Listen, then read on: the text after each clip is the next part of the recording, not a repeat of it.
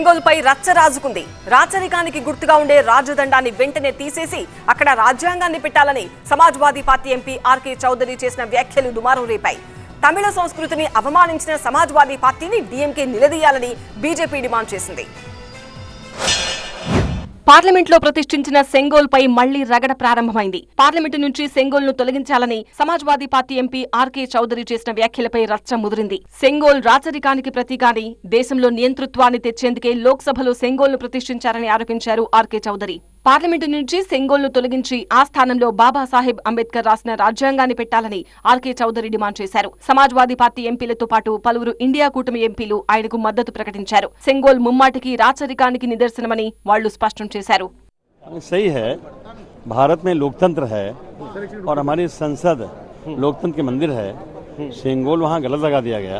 सेंगोल प्रतीक है राजतंत्र का और कभी जब देश आज़ाद हुआ था तो सेंगोल बना के देश के साधु संतों पुरोहितों के सलाह पे दिया गया था. पंडित जवाहरलाल नेहरू ने उसे एक्सेप्ट कर लिया लेकिन रख दिया संग्रहालय में इलाहाबाद. अब उसको लेके यहाँ दोबारा रख दिया. ये नहीं करना चाहिए था और अगर रख दिया है तो कोई बात नहीं है, अब से सही, क्योंकि जहाँ पे सेंगोल रखा है उसको हटा के बाबा साहब अम्बेडकर द्वारा जो लिखित तैयार की हुई जो संविधान की प्रति है उसे रखना चाहिए. అయితే ఎన్డీఏ కూటమి ఆర్కే చౌదరి వ్యాఖ్యలపై తీవ్ర ఆగ్రహం వ్యక్తం చేసింది.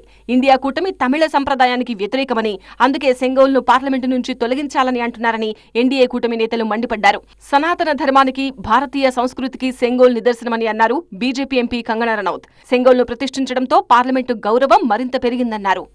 सेंगोल जो है वो बड़ी ही भव्यता से जो है उस राष्ट्रपति जी के आगमन पे उसका जो है वो परचम लहराया. हमारी सनातनी, हमारी भारतीय संस्कृति का एक जो धरोहर है उसका सबने जो है वो सम्मान किया. हमारी भारतीयता का सेंगोल जो है वो भारतीय संस्कृति का.